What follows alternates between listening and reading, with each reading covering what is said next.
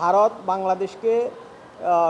বাংলাদেশকে দেয়া যে ট্রান্সশিপমেন্ট সুবিধা সেটি বাতিল করেছে 8 এপ্রিল 2025।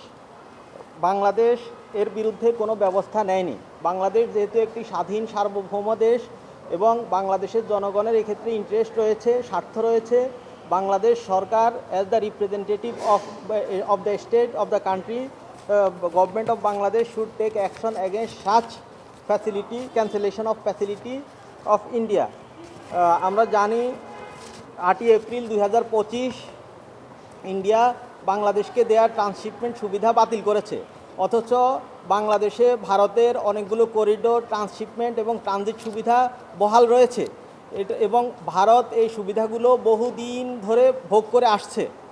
তো সেই সুবিধাগুলো বাংলাদেশ এখনও বাতিল করেনি। এটা সবচেয়ে যেটি মন্দ দিক সেটি হচ্ছে ভারত বাংলাদেশকে কোনো নোটিশ দেয়নি। আন্তর্জাতিক আইন এবং বিধি অনুসারে, ডিপ্লোম্যাটিক রুলস অনুসারে অবশ্যই যে কোনো দেশ আরেকটা দেশকে তার সুবিধা বাতিল করার ক্ষেত্রে বা ডিপ্লোম্যাটিক কোনো অ্যাকশন নেওয়ার ক্ষেত্রে কিছুদিন পূর্বে নোটিশ দিতে হয়, অথচ ভারত সরকার বাংলাদেশকে এ ব্যাপারে কোনো কিছুই জানায়নি, কোনো নোটিশ দেয়নি। সুতরাং এরকম একটি all on a sudden abruptly সুবিধা বাতিল করা আন্তর্জাতিক নিয়মের লঙ্ঘন।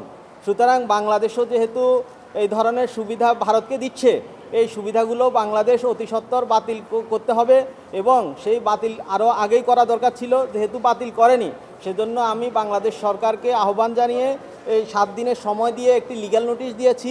যে নোটিশে বলা হয়েছে ভারত বাংলাদেশে যেসব ট্রান্সশিপমেন্ট, ট্রানজিট এবং করিডোর সুবিধা ভোগ করছে সেই সুবিধাগুলো বাতিল করতে হবে এবং export processing zone EPZ Bharat যে বাংলাদেশে ভোগ করছে বিশেষত ফেনীতে, সেটি বাংলাদেশের সামরিক দিক থেকেও সভরেন্টির জন্য হুমকি স্বরূপ, সেটিও বাতিল করতে হবে এবং সাথে সাথে ভারত বাংলাদেশে স্যাটেলাইট টিভি চ্যানেলগুলো চালানোর মাধ্যমে প্রতি মাসে হাজার হাজার কোটি টাকা ইনকাম করছে, আয় করছে।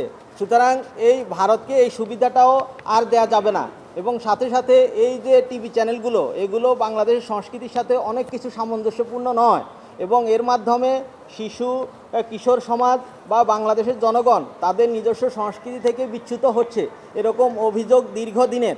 সুতরাং এখনই সেই স্যাটেলাইট টিভি চ্যানেলগুলো যেগুলো বাংলাদেশের জন্য ক্ষতিকর সেগুলোর সুবিধা ভারতকে বাতিল করতে হবে, বাংলাদেশকে অবশ্যই ভারতের এই সুবিধাটা বাতিল করতে হবে এবং এটা যদি অবিলম্বে না হয় তাহলে আমরা পরবর্তী আইনি পদক্ষেপ নেব।